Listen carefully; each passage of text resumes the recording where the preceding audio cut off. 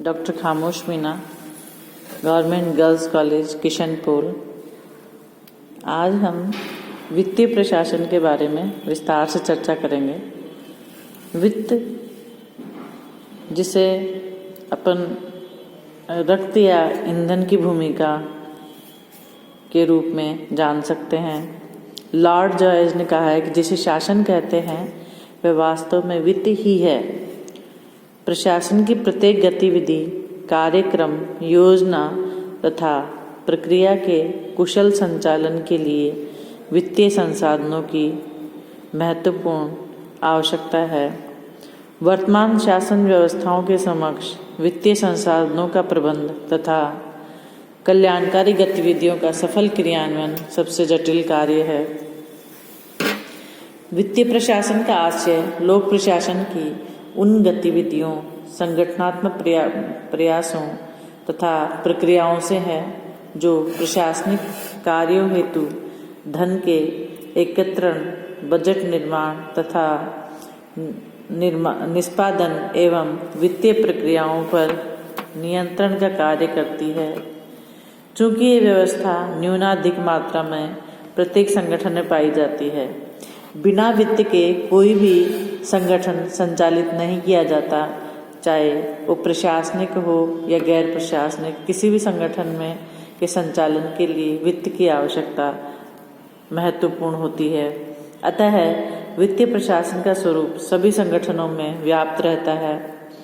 वित्तीय प्रशासन का मुख्य कार्य मितव्ययता, नियमानुसार व्यय, कार्य दक्षता, लेखा संधारण तथा वित्तीय नियमों एवं प्रक्रियाओं की अनुपालना करवाना है। मूल रूप से वित्तीय प्रशासन को 6 भागों में बांटा जा सकता है। पहला पॉइंट है बजट तैयार करना, जिसमें आय तथा व्यय का अनुमान हो। सेकंड है आय व्यय के इन अनुमानों को विधानमंडल से स्वीकृत कराना। थर्ड है स्वीकृति अनुसार कर एकत्रित करना तथा व्यय करना।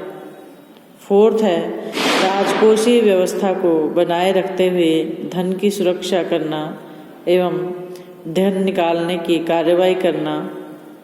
नियमानुसार लेखे संधारित करना तथा लेखा परीक्षण कराना।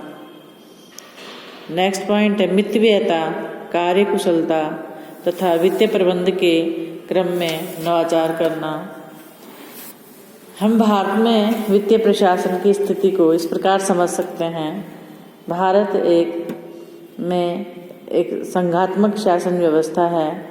इस कारण भारत में केंद्र तथा राज्य दोनों स्तरों पर वित्तीय प्रशासन विद्यमान है, जो संचालित हो रहे हैं प्रशासनिक तंत्र में अंतर्निहित है।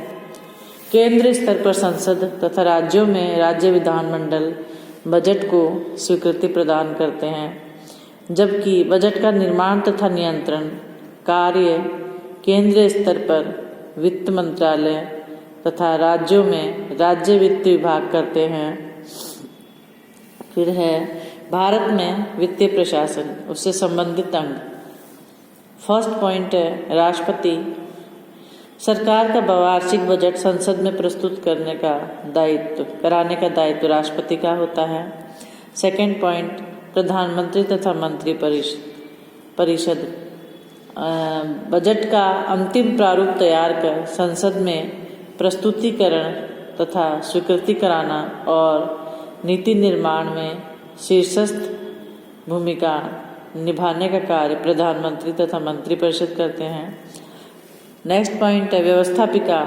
सरकार द्वारा प्रस्तुत बजट को बहस के पश्चात स्वीकृति देना। फिर है वित्त मंत्रालय, जो समस्त विभागों से प्राप्त बजटीय अनुमानों को अंतिम रूप देना। नेक्स्ट है स्वीकृति के पश्चात क्रियान्वयन एवं नियंत्रण, आय के संसाधन जुटाना। फिर नेक्स्ट इसमें है वित्तीय प्रशासन के जो अंतर्गत आता है रिजर्व बैंक ऑफ इंडिया, वित्तीय लेन देन की नीति एवं दिशा निर्देश,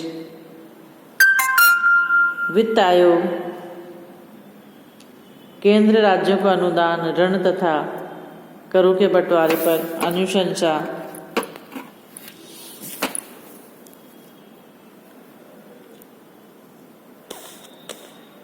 योजना आयोग योजनाओं के लिए संसाधनों का अनुमान तथा बंटवारा, विश्व बैंक तथा अन्य प्रदत्त वित्तीय सहायता के साथ कुछ दिशा निर्देश देना जिनकी अनुपालना भारत सरकार को करनी होती है।